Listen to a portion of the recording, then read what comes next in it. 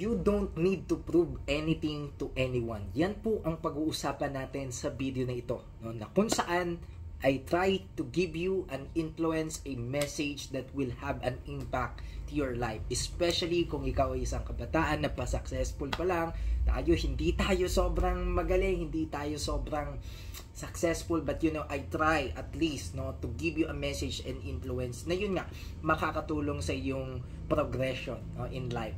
So, 'di ba? Kapag marami tayong gusto ma-achieve, no, and actually yun nga dati, no, ganyan nga tayo, which is nabago na natin yan, and continuously we are improving, na people pleaser, no, madalas tayong ginagawa natin itong mga bagay na to para magpasikat lang o magpasiklab lang sa iba o para masabing in tayo.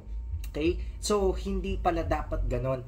Okay? Kasi people pleaser, no? Ibig sabihin, lahat ng gagawin mo, parang naka-validate ka sa iba, no? Kaya ako, actually, lagi kong sinasabi, no? Ma-share lang ako, ma-post lang ako, no?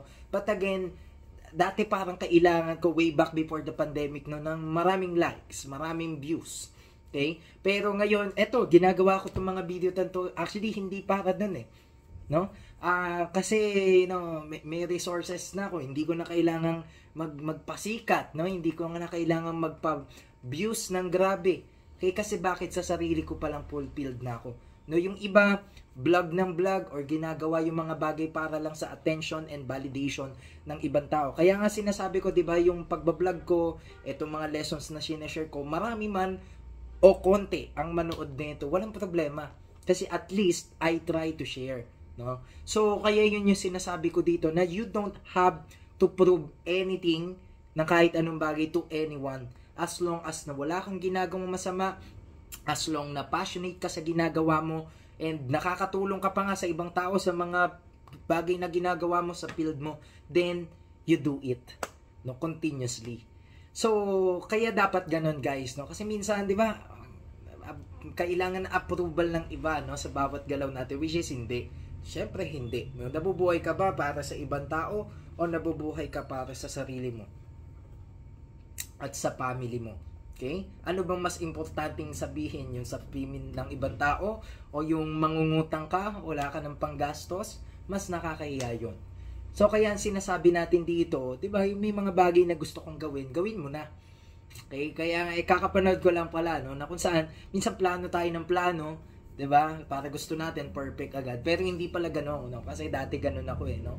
Kasi simulan ko isang bagay na latag lahat, no? Pero pwede naman palang, syempre, aralin mo muna, calculated risk, no? Pero hindi mo kailangan ng perfect plan or ng validation, approval ng ibang tao, no? Bahala kayo diyan, no? Di ganun palang dapat na mindset. So bakit? Kasi wala kang masisimulan, no? Kapag ka laging pinoprove mo yung sarili mo, yung gawa mo, yung kung ano mga pinagkakabalan mo, yun nga, no, sa ibang tao. Kaya wala kang kailangan i-prove na anything sa kahit kanino naman, sa anyone, right? So kaya yun, no, ano pa ba, na yung mga lessons learned, no, na minsan uwaw na uwaw tayo dyan, no, kahit ako dati, but still ngayon, no, parang wala na akong pake, no, yan, magmukbang ako, nakagantong damit ako, lumabas ako, parang dati kasi, no, parang iniisip ko ano yung isasabihin na ibang tao sa akin, but ngayon natututunan natin, yun nga, no, na wag mong pansinin, wag mong pansin yun sasabihin ng iba sa'yo, no. Ang importante dyan, syempre, number one, yun nga, wala kayo napakaibang tao, nakatulong sa'yo, sa family mo, yung ginagawa mo, and number 3 is, syempre naman, may, yun nga, no, magandang pakinabang, magandang dulot, at nakakatulong nga sa community, na wala ka naman nilalabag na batas and ethical standards, no. So kaya yon, no, tuloy-tuloy lang. Kaya minsan wala tayong masimulan kasi nga yun, no, kailangan natin approval, validation ng iba, no. Pero 'di ba, ano naman, 'di ba? So lumabas kang